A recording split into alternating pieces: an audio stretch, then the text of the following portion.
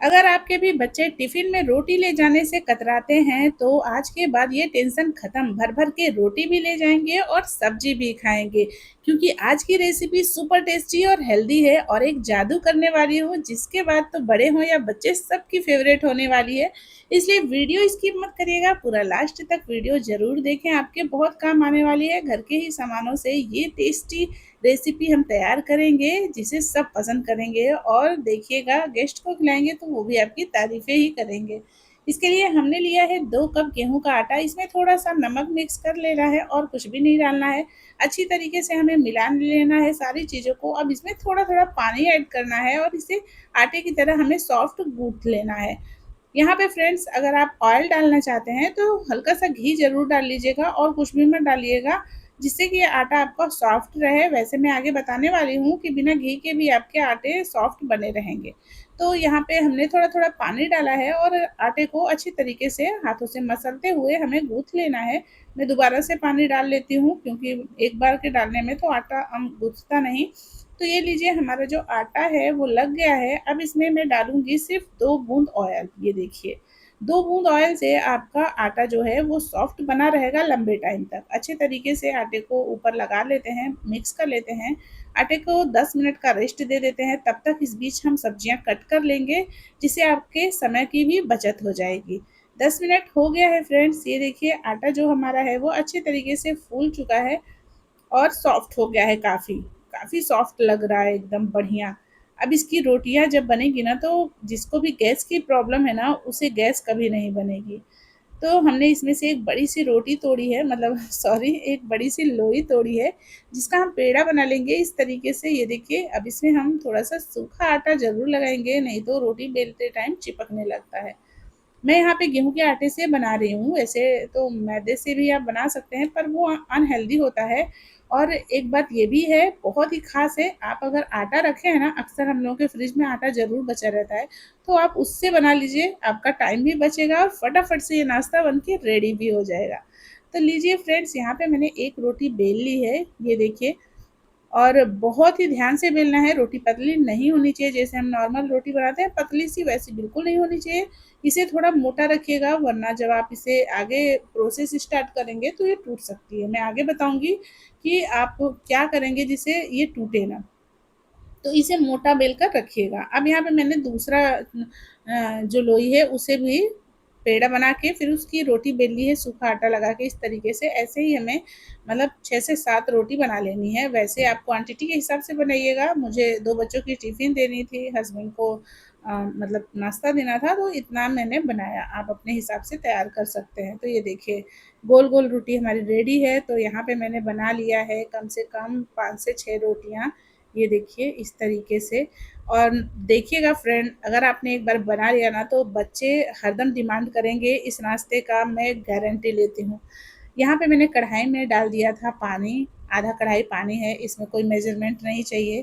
थोड़ा सा मैंने नमक डाला है ताकि बैलेंस बना रहे, और इसमें 1 चम्मच के लगभग मैंने घी ऐड किया है। आप ऑयल भी डाल सकते हैं, इससे क्या होगा, जो हमारा नाश्ता है वो चिपकेगा नहीं। अब यहाँ पे मैंने जो रोटी बना के रखी थी, ये देखिए, इस रोटी को हम बारी-बारी से पानी में डाल देंगे। इस तरीके से धीरे-धीरे हमें छोड़ देना है, रोटियाँ मुड़नी नहीं चाहिए। इस तरीके से हमें पानी में छोड़ते जाना है। कम से कम 2 से 3 रोटियाँ सिर्फ़ डालनी है। स्पेस पूरा फुल रहना चाहिए, नहीं तो क्या होगा, नाश्ता चिपकने लगेगा। तो यहाँ पे जैसे ही 2 से 3 उबाल आ जाए, इसके बाद गैस को हमें बंद करना है और उबलते हुए रोटी को निकाल लेना है। ध्यान से फ्रेंड्स निकालिएगा, किसी धारदार चम्मच से इसे मत निकालिएगा, वरना ये कट जाएगा या फिर टूट जाएगा। जब ये ठंडा हो जाएगा ना, इसके बाद इसे हमें कट करना है। अगर आप बीच में कट करेंगे ना, तो ये बिखर जाएगा और चिपक जाएगा। तो लीजिए फ्रेंड्स, अब ये ठंडा हो गया है, जो हमारी रोटी है वो ठंडी हो गई है पूरी तरीके से। तो अब इसे हम कट करेंगे, और देखिए मुझे कट करने में दिक्कतें आ रही हैं, क्योंकि ये चिपक रहा है चाकू में, आपको दिख रहा होगा। और मैं 2 तरीका बताऊँगी काटने का, जिससे कि आप बहुत ही मतलब जल्दी से इसे कंप्लीट कर लेंगे।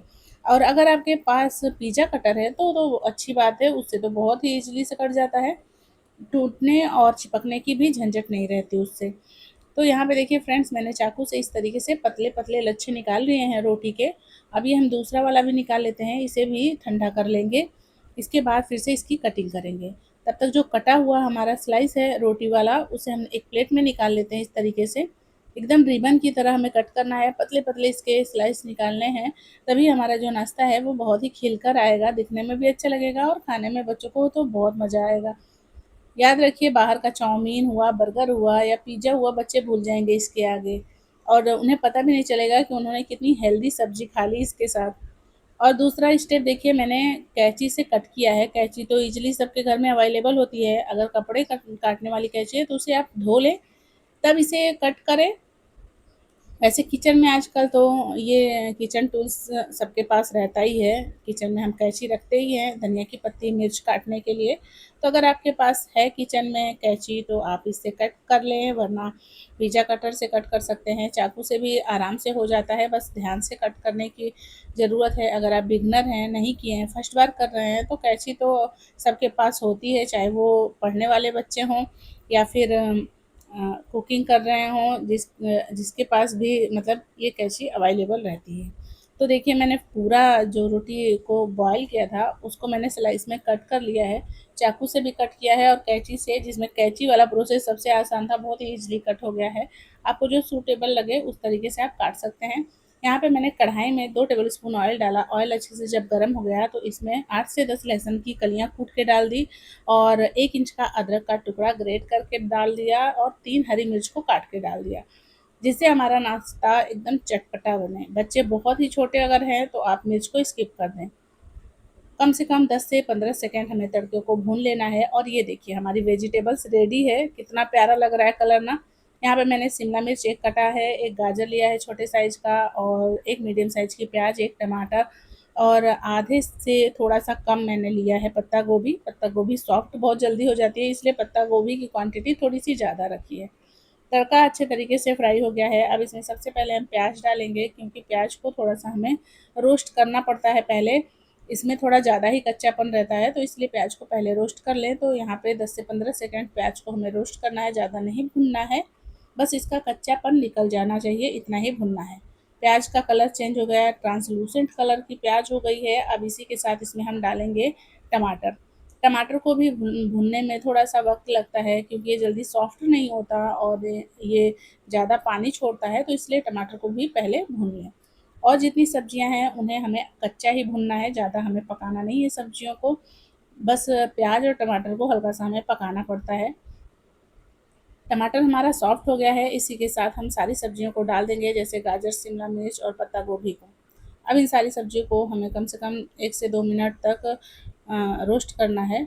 अगर फ्राई पैन में बना रहे हैं तो आप टॉस करके भी इसे रोस्ट कर सकते हैं। जैसे बड़े-बड़े आप शेफ़ को देखे होंगे ना, ऐसे टॉस करके हुए सब्जियाँ पकाते हैं, बिल्कुल उस तरीके से आप भी पका सकते हैं। वैसे कढ़ाई में तो ये प्रोसेस मुश्किल रहता है।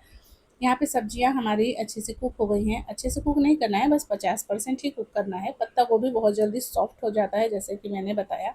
अब यहाँ पे हम डालेंगे टोमेटो सॉस, जो कि हर घर में रहता ही है। साथ में चिली सॉस डाल दिए हैं। चिली सॉस की जगह आप पिज़्ज़ा सॉस भी डाल सकते हैं। बच्चे छोटे हैं तो चिली सॉस स्किप कर दें। 2 चम्मच विनेगर डालेंगे और 1 चम्मच हम डालेंगे soya sauce, dark soya sauce. आधी चम्मच काली मिर्च का पाउडर डाल देंगे, स्वाद के अनुसार नमक डाल देंगे, सारी चीज़ों को मिक्स कर लें। अगर आपके पास विनेगर नहीं है तो कोई दिक्कत नहीं है, स्किप कर सकते हैं, क्योंकि सॉसेस वगैरह में ना विनेगर पड़ा रहता है, तो इसलिए अगर विनेगर नहीं अवेलेबल है तो आप स्किप कर सकते हैं, कोई दिक्कत नहीं है। अच्छी तरीके से सारी चीज़ों को हमें मिक्स करना है। अब ये जो लच्छे में हमने रोटी कट करके रखा था, उसे फैलाकर अच्छे तरीके से डाल देंगे, सारी कटी हुई रोटियों के स्लाइस को। और ये देखिए कितना टेम्प्टिंग, कितना लाजवाब लग रहा है ना। अब यहीं पे हम धनिया की पत्ती डाल देंगे, क्योंकि बार-बार मिक्स करने से ये नाश्ता टूट सकता है, तो इसलिए इकट्ठा ये सारी चीज़ों को हम अच्छे तरीके से डाल देंगे। अब उलट-पलट के इसे हमें पका लेना है, ताकि जितने मसाले हैं, जितने वेजिटेबल्स हैं, सब अच्छी तरीके से मिक्स हो जाएँ। ये देखिए, कितना बढ़िया तरीके से मिक्स हो रहा है ना, कोई झंझट नहीं, कोई तामझाम नहीं, एकदम आसान तरीके से बन के रेडी हो गया है। गारंटी है फ्रेंड्स, एक बार आपने बच्चों को इस तरीके से खिला दिया ना, तो बच्चे बाहर का खाना तो 100% भूल जाएँगे और देखिएगा बार-बार आपसे डिमांड करेंगे इसी रेसिपी का। तो ये देखिए बढ़िया तरीके से सारी चीज़ें मिक्स हो गई हैं। अब इसे हमें फटाफट से सर्व करना है गरमा-गरम। जब इसे गरमा-गरम खाएँगे ना तो इसका मज़ा ही कुछ अलग है। ठंडा होने के बाद भी काफ़ी स्वादिष्ट लगता है, लेकिन फिर भी आप एक बार गरमा-गरम किसी भी गेस्ट को सर्व करके देखिएगा, उसे तो मज़ा आ जाएगा खा के और आपसे रेसिपी पूछ कर जाएगा। तो चलिए इसे अब हम सर्व करते हैं किसी अच्छे से प्लेट में, दिखने में भी बढ़िया लगेगा और खाने में भी स्वादिष्ट लगेगा। तो फटाफट से गरमा-गरम सर्व करते हैं। मस्त सी हमारी रेसिपी या फिर नाश्ता कहिए बनकर तैयार है। आप जो ढाबे पे मिलता है चाउमीन ना, इसके आगे भूल जाएँगे खाना। ये काफ़ी लाजवाब है और सबसे बड़ी बात कि घर का बना है तो शुद्ध है और आप खुद बनाए हैं अपने हाथों से तो अपने ऊपर ट्रस्ट भी रहता है कि हाँ, हमने बनाया है तो किसी भी प्रकार का केमिकल नहीं है, हाइजीन मेंटेन है तो बच्चों के लिए सेफ भी है। तो चलिए आप भी घर पे बना के बच्चों को शुद्ध खिलाइए और हेल्दी रहिए। वीडियो अच्छी लगी हो तो लाइक करिएगा, शेयर करिएगा और सब्सक्राइब करिएगा। Bye bye, take care.